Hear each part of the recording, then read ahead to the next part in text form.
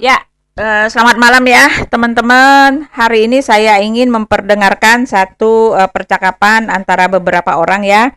Ibu Helena, Ibu Dini yang kita kenal bahasanya sangat tidak baik ya, tidak mencerminkan seorang muslimah. Lalu dengan Ferguson. Lalu dalam masalah ini mari kita dengarkan saja. Semoga teman-teman yang mendengarnya mendapatkan pencerahan atau ilmu ya dari perkataannya. Terima kasih, Tuhan Yesus berkati. Pak lu yang goblok ngambil dari Injil. Emang lu pikir Injil itu perjanjian baru? Tolol banget lu. Ya, Injil itu adalah kitab suci yang diturunkan oleh Allah kepada Nabi Isa. Ngapain lu ngomong kalau ambil dari Injil, jangan ngambil dari perjanjian lama? Kan tolol lu itu. Nggak tahu kalau di dalam Injil semua itu ada, hukum Taurat, hukum Zabur, semua ada. Dan lu kenapa nggak tahu kalau dalil itu ada di dalam Injil? Lu jangan samakan Injil dengan Alkitab cabul lu, paham enggak? Karena Alkitab lu itu Alkitab sampah. Kitab lu itu kitab sampah. Jangan samakan Injil dengan kitab sampah lu. Tolong, sekarang gue tanya, Kristen ada tahun berapa? Lu pikir Yesus kenal kalian? Makanya lu kenalin dalil-dalil atau ayat-ayat di dalam Bible lu. Ya, dalam kitab lu buka Matius 7 ayat 22 dan 23. Baca itu. Nih, gue kasih tahu. Gue jelasin sama lu biar lu pinteran dikit. Kristen itu didirikan tahun 50. Di mana di Antioquia. Siapa yang mendirikan? Si Paulus dengan Barnabas. Lu paham itu? Apakah Yesus kenal Kristen? Tahu Kristen? Tidak. Yesus mati 33 tahun sebelum Kristen itu ada. Paham gak lo? Yesus mati sebelum Kristen itu ada. Lu tahu cikal bakal Kristen? Cikal bakal Kristen adalah kaum-kaum Nasar yang musyrik yang menyembah dewa matahari atau kaum-kaum musyrik pagan Nasrani. Kaum-kaum Nasrani, pengikut Yesus itu bukan Kristen ya. Pengikut-pengikut Yesus yang murni itu adalah Nasrani. Sementara Kristen, cikal bakal Kristen adalah kaum-kaum Nasrani yang musyrik, kaum-kaum Nasrani yang pagan, itulah Kristen. Nih, gue kasih tahu. Gue Ibu Dini ini cuma belajar dari artikel-artikel ya, artikel-artikel penyesatan yang dia pelajari gitu. Dia jelas tidak baca ayat dalam kisah para rasul, dari ayat kisah para rasul 1 sampai terakhir ya. Dia tidak belajar, dia tidak tahu, tapi mulutnya minta ampun sok tahu gitu ya. Jelas yang dimaksud Kristen itu adalah umat Yesus sendiri. Dibilang Kristen itu adalah pengikut Yesus. Dan mereka Kristen itu karena Yesuslah yang telah mengajarkan kepada ke-12 para rasul itu. Tidak ada Barnabas di situ sebelumnya, ya. Yesus memerintahkan merekrut ke-12 rasul untuk memberitakan Injil, kabar keselamatan setelah dia naik ke sorga. Justru Yesuslah yang mempersiapkan, Yesuslah yang menyiapkan, Yesuslah yang mengajarkan bagaimana gereja itu harus dibentuk, bagaimana Kristen itu harus dibuat gitu loh. Yesus mengajarkan ke-12 murid itu. Lalu ketika dia mau naik ke sorga, dia memerintahkan kepada ke-12 muridnya itu untuk pergi ke seluruh dunia. Di dalam Matius 28 itu, untuk pergi ke seluruh dunia memberitakan Injil, kabar keselamatan. Lalu ketika Yesus naik ke sorga, langsung itu para murid bekerja menuruti perintah Yesus itu. Mereka mendirikan persekutuan, mereka membangun gereja, mereka beribadah, mereka bersekutu, mereka berdoa, dan menyembah Yesus sebagai Tuhan. Termasuk ibu Yesus dan saudara-saudara Yesus. Jadi Kristen itu sudah ada sesaat setelah Yesus naik ke sorga, Petrus dan semua rasul sudah langsung bergerak memberitakan Injil, bahkan mereka sampai ditangkap di penjara, memberitakan Injil, membangun gereja. Lalu setelah ada Rasul Paulus, barulah orang-orang yang mendirikan persekutuan itu, orang-orang jemaat itu disebut Kristen. Itu kan? Lalu pada saat itu mereka disebut Kristen. Jadi nama Kristen itu bukan berarti yang lain gitu loh. Bukan bentukan Rasul Paulus. Jemaatnya memang itu juga. Ketika seorang bayi dikasih nama Mary, setelah 5 bulan baru dia dikasih nama Mary. Sebelum dia berumur 5 bulan, apakah Mary itu bukannya bayi itu bukanlah Mary? Itu analoginya, ya kan? Jadi yang dimaksud Kristen itu adalah bentukan dari Rasul Paulus dari pertama sampai ketemu Rasul Paulus. Karena Rasul Paulus adalah rasul terakhir. Hanya karena Rasul Paulus yang memberikan nama Kristen, bukan berarti sebelumnya orang Kristen itu bukan bernama Kristen. Jelasin sama lu biar lu pinteran dikit. Kristen itu didirikan tahun 50. Di mana di Antioquia, siapa yang mendirikan? Si Paulus dengan Barnabas. Lu paham itu? Apakah Yesus kenal Kristen? Tahu Kristen? Tidak. Itu dong, Injil itu perjanjian baru. Keempat Injil itu, Injil Matius, Injil Markus, Injil Lukas, Injil Yohanes, itu dalam perjanjian baru. Kok kayak lu lebih tahu dari kami? Injil itu keempat Injil, Injil Matius, Injil Markus, Injil Lukas, Injil Yohanes ada dalam perjanjian baru. Ini lu dungu. Injil jangan lu samakan dengan Alkitab, dengan Bible. Bible itu bukan kitab suci, berbeda dengan Injil yang nyata-nyata kitab suci yang diturunkan Allah kepada Yesus. Lu mengatakan perjanjian baru, Injil. Injil apa? Hah?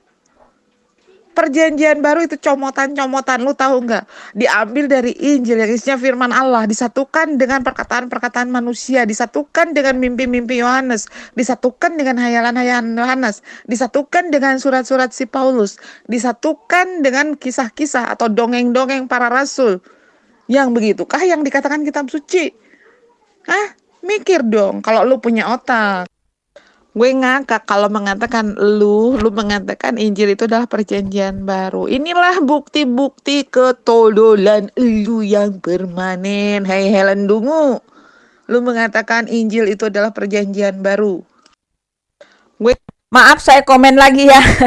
Dia mengatakan Injil bukan perjanjian baru. Maksud dia itu adalah ketika Muhammad mengatakan kamu bukan ada pada ajaran sebenarnya selain mengikuti ajaran Injil, Taurat dan Zabur, ya. Ada di kitab mereka yang mengatakan seperti itu. Jadi Ibu Dini ini berpikir bahwa ada kitab lain, ya, satu kitab yang namanya Zabur, lalu satu kitab yang namanya Injil, lalu satu kitab lagi yang namanya Taurat. Dia pikir seperti itu gitu loh. Melihat sosok dari Injil itu dia nggak pernah gitu kan. Melihat dan membacanya pun dia tidak pernah. Dan dia sama sekali tidak tahu sejarah. Sama sekali tidak tahu sejarah. Dia hanya baca artikel-artikel penyesatan. Iya kan? Karena dia tidak tahu bahwa pengkanonisasian Alkitab itu sudah menjadi Alkitab Biblos dalam bahasa Yunani itu dari tahun 200 itu sudah jadi.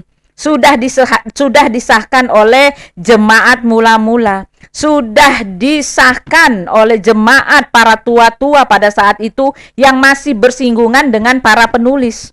Bahkan Alkitab itu sudah disahkan beberapa kali oleh petinggi negara pada saat itu. Yang ada pada saat itu mulai dari tahun 200 itu adalah Alkitab itu, yang dimana di dalamnya terdiri dari kitab Injil, Taurat dan Zabur. Itulah dia Alkitab Biblos, ya kan? Perjanjian baru gitu loh. Lalu sekalian dengan perjanjian lama dikanon, disahkan. Jadi yang ada yang beredar pada masa Nabi Muhammad itu, yang sudah beredar kemana-mana, ya Biblos itu, ya Alkitab itu. Bagaimana Ibu Dini mengatakan bahwa itu adalah kitab yang berbeda, Taurat, Injil dan Zabur. Dia sendiri tidak tahu gitu loh. Mana ada Zabur tersendiri, kitab Taurat sendiri dan Injil tersendiri. Ini kan dia yang tidak tahu, ya kan? Maaf saya berkomen. Ini lu dungu. Injil jangan lu samakan dengan Alkitab, dengan gue ngakak kalau mengatakan lu mengatakan Injil itu adalah perjanjian baru. Inilah bukti-bukti ketololan lu yang permanen. Hai Helen Dungu. Lu mengatakan, Ya Allah Tuhan. Loh, Injil itu kami pegang setiap hari. Injil itu, keempat Injil itu termasuk dalam satu buku yang namanya Alkitab.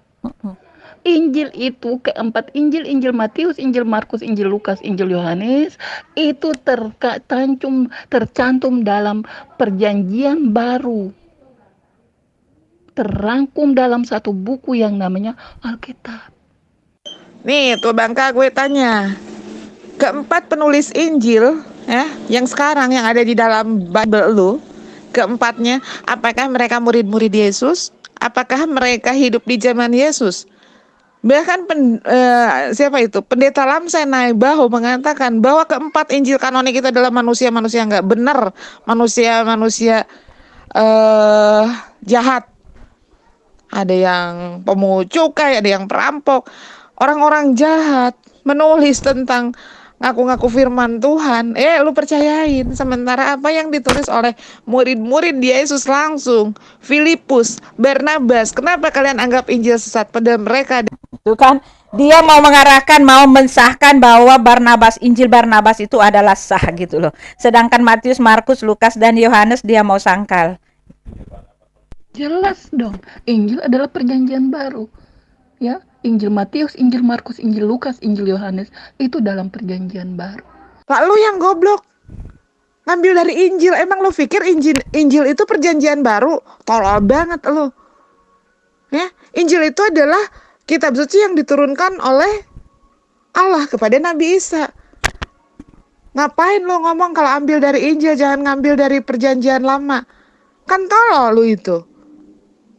Nggak tahu kalau di dalam Injil semua itu ada, hukum Taurat, hukum Zabur, semua ada.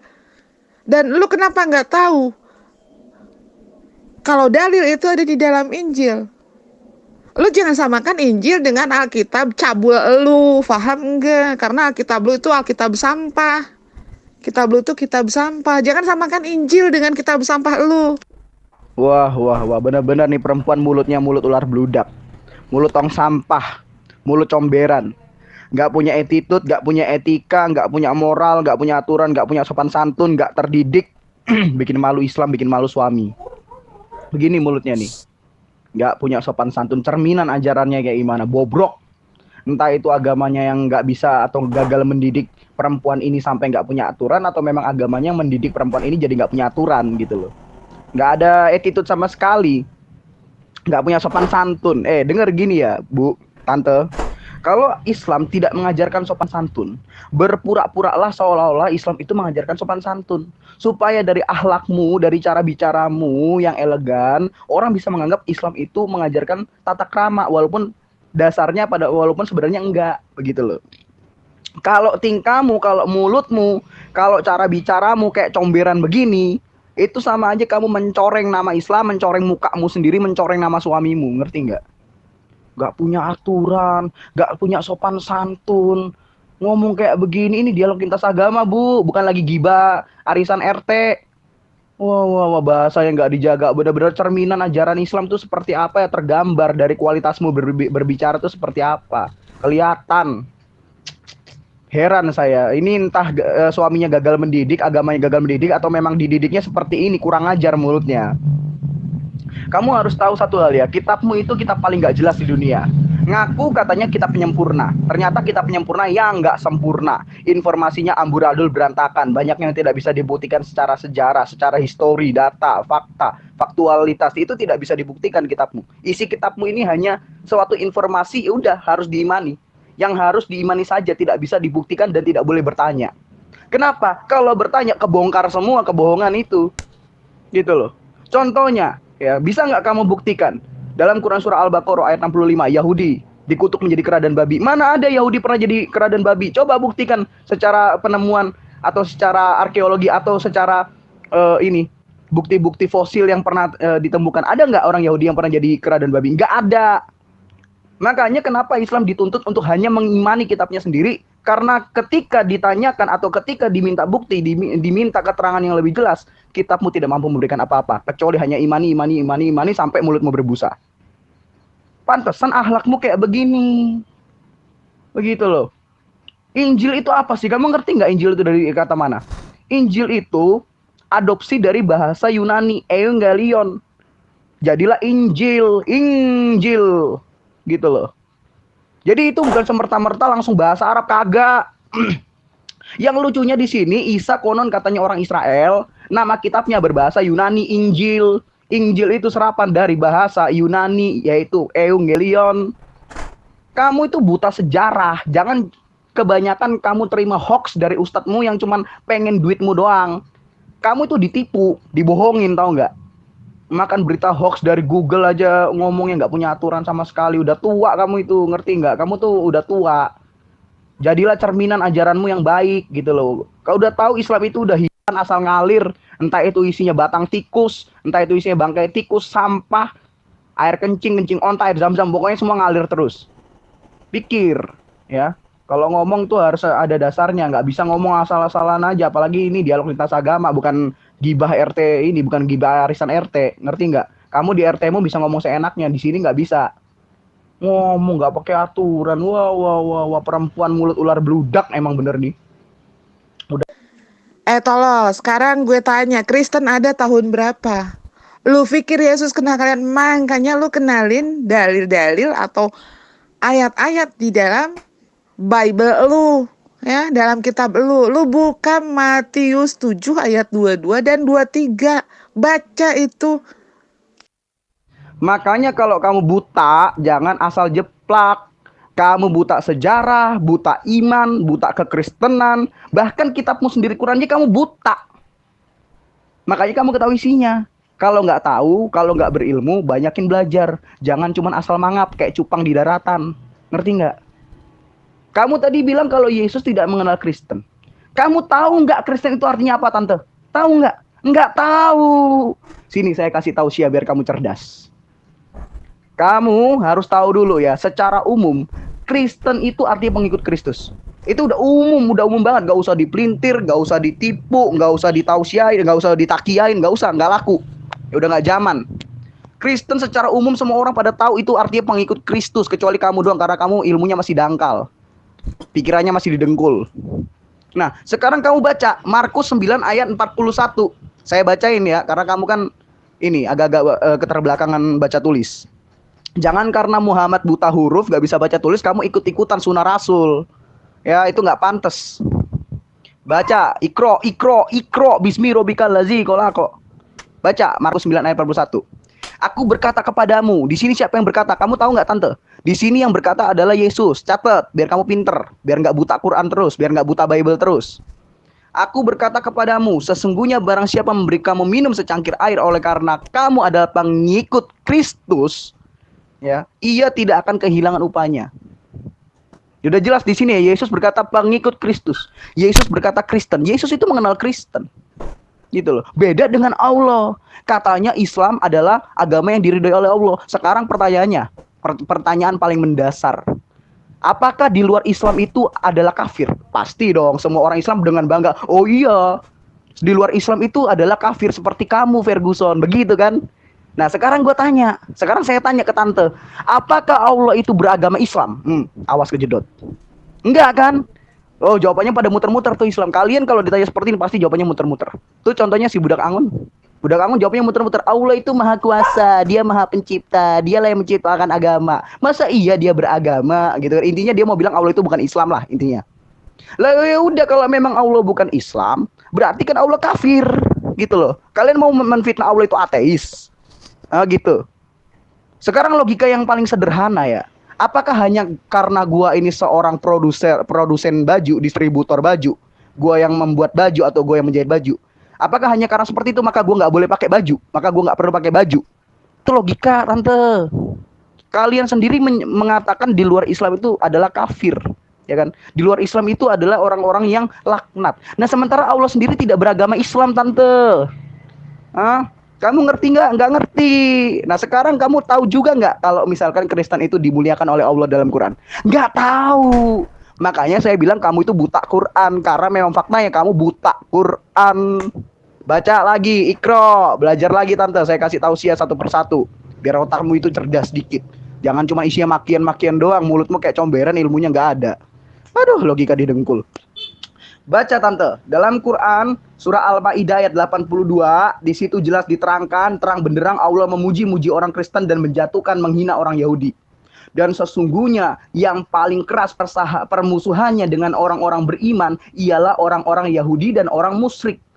Akan tetapi yang paling dekat persahabatannya dengan orang-orang beriman ialah orang yang berkata kami adalah orang-orang Nasrani karena mereka tidak menyombongkan diri dan mereka mempunyai rahib-rahib. Tuh, ngerti nggak? Allahmu sendiri yang kamu sembah-sembah, yang kamu fitnah jadi Tuhan, dia sendiri memuliakan orang Nasrani, orang Kristen. Ya, bukan kayak kamu mulutnya kayak comberan menghina orang Kristen, sedangkan Allahmu susah payah memuji-muji orang Kristen. Sadar gak perbuatanmu itu melencong jauh, bentrok sama apa yang Allah lakukan? Susah payah Allah memuliakan orang Kristen, memuji-muji orang Kristen, meninggikan orang Kristen, meridhoi agama Kristen. Kamu malah di sini bikin hoax, nyebar fitnah, maki-maki, isu sara. Waduh, kebencianmu ini melenceng jauh. Seharusnya kalau kamu musuhan sama orang Yahudi dan musyrik. Jangan dengan agama yang dimuliakan, ditinggikan, dan diridhoi oleh Allah, yaitu Kristen. Paham nggak? Makanya kan saya bilang kamu itu buta sejarah, buta iman, buta Quran. Kenapa? Karena faktanya memang itulah yang kamu alami, itulah dirimu gitu loh. Dan nggak sadar-sadar kitabmu seperti apa. Bahkan kitabmu sendiri itu mengajarkan untuk menyembah kepada Yesus. Ngerti nggak? Nggak ngerti lagi. Saya tausiahin lagi biar pinter. Baca dalam Quran surah At-Taubah ayat 31. Dan kafirlah orang-orang yang mengambil Tuhan selain Allah dan juga Al-Masih sebagai Tuhan yang Esa. Kenapa nggak kamu turutin, Tante? Kenapa kamu malah menyembah batu, Tante? Allahmu memerintahkan untuk menyembah kepada Yesus, bertuhan kepada Tuhan Yesus. Karena memang dialah Tuhan Yesus itu, Tuhan pencipta seluruh alam semesta yang maha tinggi lagi maha mulia. Kenapa kamu malah menyembah batu? Kamu mikir gak kalau batu dalam Islam itu dibuat cebok? Kalau kalian menyembah batu, terus kalian cebok pakai apa? Mikir. Gak sadar-sadar nih orang, mulutnya doang tajam. Tajamnya tapi tajam kosong gitu, makian doang. Dengerin, Yeremia, sebelum aku membentuk engkau dalam rahim ibumu, aku telah mengenal engkau. Dan sebelum engkau keluar dari kandungan, aku telah menguduskan engkau. Aku telah menetapkan engkau menjadi nabi-nabi bangsa-bangsa. Artinya, Allah sudah tahu, sudah mengenal Yeremia sebelum dia lahir ke dunia ini menjadi seorang nabi. Allah sudah mengenal dia. Bahwa Yeremia sudah ada jauh sebelum dia lahir ke dunia ini. Yeremia juga seorang nabi yang terlahir dari firman Allah.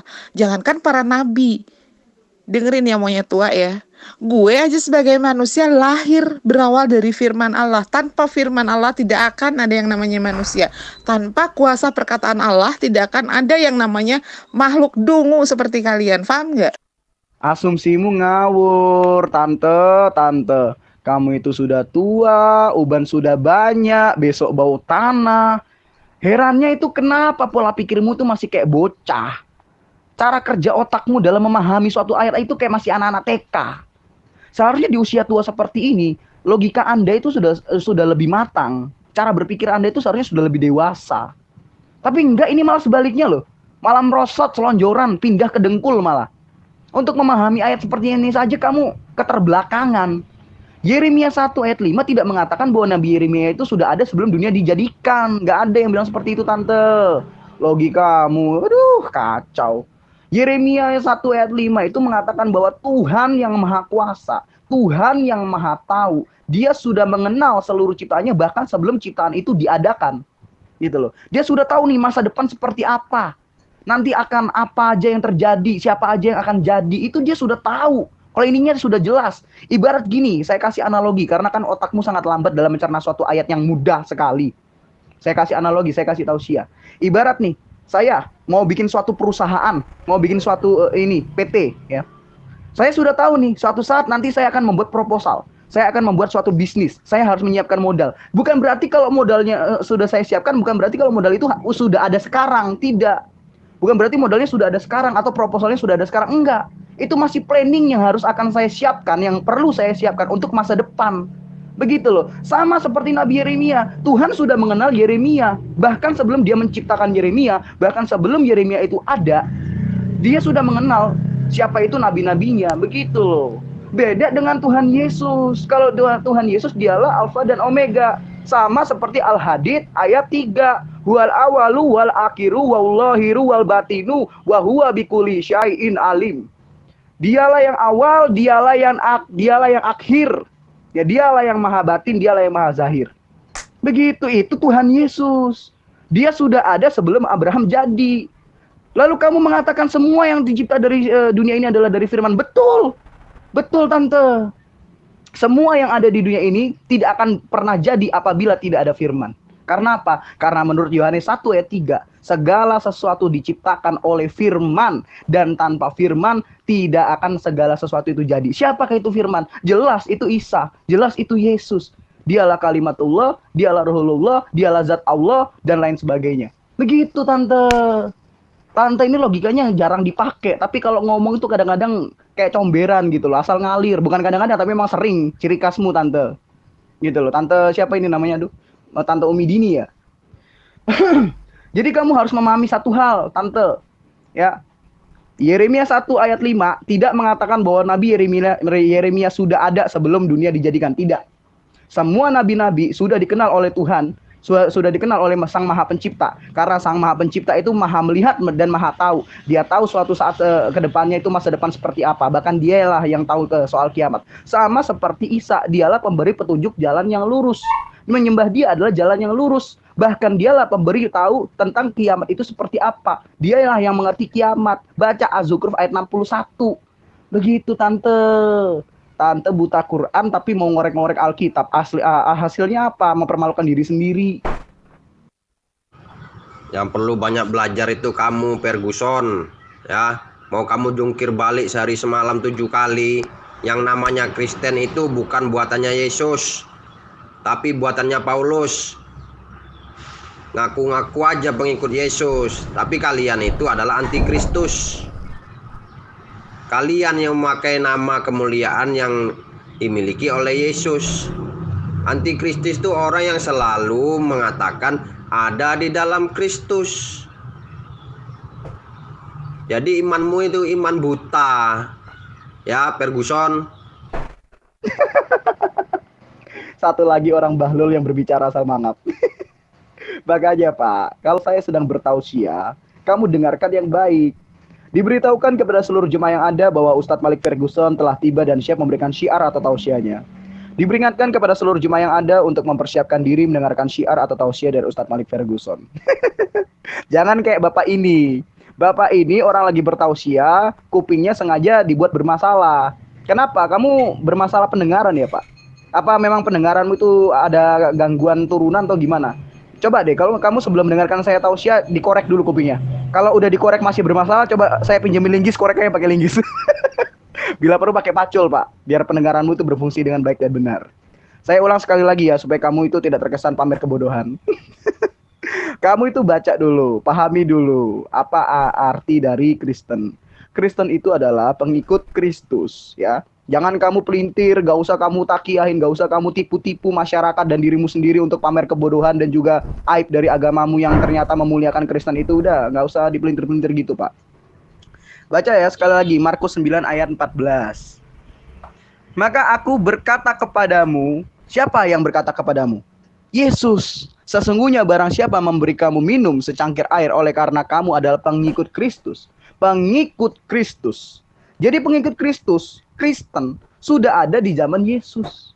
Begitu loh. Jangan menutupi kebenaran. Jangan kamu kayak Dajjal. Dajjal adalah orang yang menutup kebenaran seperti kamu. Hatimu berisi Dajjal. Hatimu penuh dengan Dajjal. Hatimu seperti Dajjal. Begitu. Sudah dikasih tahu tausiah yang benar. Dikasih siraman rohani. Diberi ceramah yang benar, yang lurus, yang hak. Masih aja kamu melintir. Itu namanya kamu orang bebal. Begitu Pak. Nah lucunya Pak, kamu selain bebal, kamu juga buta Quran. Baca dong dalam Quran surah Al-Maidah ayat 82. Allah sendiri repot-repot memuliakan dan memuji orang Kristen, meridhoi agama Kristen, bahkan sangat meninggikan agama Kristen sebagai agama yang mulia. Baca dong. Dan sesungguhnya yang paling keras permusuhannya dengan orang beriman, konon adalah orang-orang Yahudi dan orang-orang musyrik.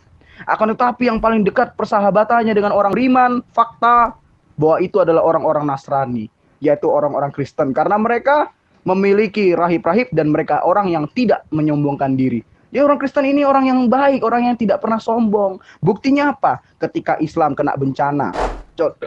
Contohnya tsunami Aceh, bentar. Contohnya tsunami Aceh, ya kan? Banyak Islam mati kelaparan, banyak mereka yang kena azab dan laknat dari Allah karena mereka menyembah batu, melencong ke sana sini, ya kan? Kedinginan. Begitu loh. Jadi betul. Karena memang Kristen itu adalah terang dan garam dunia. Sebagai terang dan garam dunia, kami dituntut untuk menjadi kasih, mengasihi sesama manusia. Jangankan sesama manusia, musuh aja kami kasihi, Pak. Kamu ini ya, penuh dengan fitnah, penuh dengan caci maki, dan hatimu seperti Dajjal, tetap harus kami kasihi, gitu loh. Karena yang salah bukanlah dirimu, tapi ajaranmu yang telah menyesatkan dirimu. Dajjal yang ada dalam dirimu itulah yang telah menyesatkan kamu. Begitu loh. Bukan kayak nabimu. Kalau nabimu 1-5 ayat 5, nabimu itu bukan mengada dalam hati menyembah batu daripada menyembah Tuhan. Al-Fatihah ayat 1-5 tambahan. Ini ringan-ringan saja. Dalam Al-Fatihah ayat 1-5, ayat 5 dan 6 lah supaya lebih cepat. Ayat 5 dan 6 di situ siapa yang berfirman, Pak? Dalam Al-Fatihah, Allah. Allah berfirman, iyyaka na'budu wa iyyaka nasta'in ihdinas siratal mustaqim. Hanya Engkaulah yang kami sembah, tunjukkanlah kami jalannya lurus. Siapakah pemberi petunjuk jalannya lurus? Isa, Yesus. Baca Az-Zukhruf ayat 61. Masih buta lagi. Astaga, memang bebal berarti nih orang satu. Lebih senang menyembah batu daripada menyembah Tuhan, begitu loh. Kurangi sifat bebal, hilangkan kedajalan yang ada dalam hatimu itu, Pak. Insya Allah, saya yakin kamu akan segera mendapatkan hidayah dari Tuhan Yesus, bukan malah kejedot pintu hidayah. Paham ya, Pak? Dan kamu wajib tahu apa itu antikristus. Antikristus adalah Al-Masih ad-Dajjal. Orang yang menyangkal Kristus atau Mesias sebagai Tuhan, atau Mesias palsu, itu termasuk antikristus. Kamu antikristus, kamu itu Al-Masih ad-Dajjal. Makanya dalam hatimu ada Dajjal. Oleh karena itu, kamu menyangkal penyembahan yang hak dan serong atau condong kepada yang batil. Lebih condong menyembah batu. Itu karena kamu antikristus. Apa syarat seseorang disebut sebagai antikristus? Jelas. 1 Yohanes 2 ayat 23. Si pendusta itu yang menyangkal baik bapak maupun anak, itulah antikristus. Sekarang kalau kita kolerasikan dengan Quran. Contohnya Al-An'am ayat 101. Allah berkata, bagaimana mungkin dia bisa punya anak sedang dia tidak punya istri? Waduh, bagus banget. Allah butuh istri baru bisa punya anak. Ini artinya apa? Allahmu berkelamin laki-laki. Dan masih ada hubungannya dengan antikristus. Pengarang dari kitabmu, yaitu kitab nyontek, mengatakan bahwa Allah tidak mungkin dia bisa punya anak. Karena dia tidak punya istri. Karena dia berkelamin laki-laki, makanya dia butuh istri. Sekarang saya tanya, kamu laki-laki kan? Iya kan? Bisa nggak kamu punya anak kandung kalau kamu nggak punya istri? Nggak bisa. Karena apa? Karena kamu berkelamin laki-laki. Sama seperti Allah. Karena dia tidak bisa punya anak. Jelas bagaimana dia bisa beranak. Orang dia berkelamin laki-laki, dia kan nggak punya rahim. Iya kan? Nah, karena Allah berkelamin laki-laki, dialah antikristus. Kenapa? Karena antikristus yang menyangkal baik bapak maupun anak. Allah menyangkal bahwa dirinya bisa punya anak. Itu artinya apa? Pengarang Quran dan Allah adalah antikristus. Dan juga termasuk kamu yang mengimani ajaran itu, kamu adalah Al-Masih ad-Dajjal. Yesus tidak mengenal kami. Ya, itu ya, teman-teman ya. Inti dari dari pembicaraan ini adalah Ibu Dini tidak tahu bahwa yang disebut Kristen itu adalah para jemaat mula-mula yang didirikan oleh Rasul Petrus. Iya kan? Dia bilang katanya Kristen baru ada pada tahun 50 setelah berapa tahun Yesus naik ke sorga. Loh, orang Yesus sebelum dia naik ke sorga, dia mempersiapkan rasul-rasulnya untuk mendirikan gereja, untuk membuat persekutuan, untuk menyembah dia sebagai Tuhan, untuk menjadi yang namanya Kristen. Ketika baru disebut Kristen itu bukan berarti sebelumnya dia bukan Kristen. Ini yang tidak diketahui. Dan Ibu Dini ini semua dalil-dalilnya yang dia dapat itu sepertinya sudah disetting ya, dari artikel-artikel. Semua dari artikel-artikel. Dia tidak mau baca Alkitab, tapi dia lebih percaya dengan artikel. Ya, terima kasih teman-teman buat atensinya. Semoga Tuhan Yesus memberkati kita.